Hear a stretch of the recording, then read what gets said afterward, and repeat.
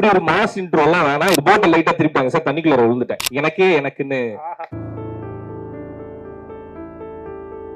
அப்ப சேனல்ல வந்து செம்ம மாசா பயங்கரமா ஒண்ணு பண்ணிடுவோம் அப்படின்னாங்க. பட் அந்த ஷூட்ல என்ன ஆச்சுன்னா, போட்ல முன்னாடி நின்னு போயிட்டு இருக்கும்போது இந்த போட்டை லைட்டா திருப்பாங்க சார், தண்ணிக்குள்ள விழுந்துட்டேன். சரி ஓகே, செம்ம மாசா பண்ணு நினைச்சீங்க, பட் காமெடியா முடிஞ்சது அப்படின்னு சொல்லிட்டு மியூசிக் என்ன இதுக்கு என்ன பார்த்து போடலாம் அப்படின்னு கேட்டாங்க.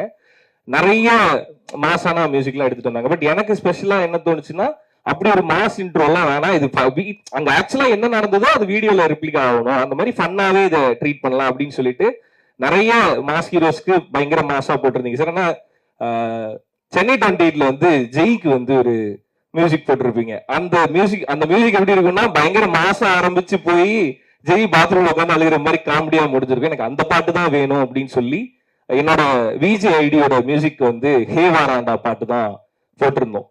ஸோ எனக்கு அவ்வளவு பர்சனல் யுவன் சார். ரொம்ப நாள் அந்த பாட்டு இவருக்கு போட்டதுலே நினைச்சிட்டு நிறைய காலேஜ்ல இப்பயுமே நான் காலேஜ் ஸ்டேஜ் இருக்கும்போது ஹே வாராண்டா தான் சார் போடுறாங்க. ஸோ அப்படி யாருக்கோ போட்ட பாட்டை எனக்கா ஓன் பண்ணிக்கிட்டது போய் இப்ப எனக்குன்னு என் தலைவன் மியூசிக் பண்ணியிருக்காப்புல. ஸோ ரொம்ப ரொம்ப ஹாப்பி, ரொம்ப சந்தோஷம் சார். அது எப்படி சொல்றதுன்னு எனக்கு தெரியாது. But by the bottom of heart ரொம்ப ரொம்ப ரொம்ப ரொம்ப ஹாப்பியா சாட்டிஸ்ஃபைடா ஃபீல் பண்றேன் ஸ்வீட் ஆர்ட் பண்ணதுக்காக.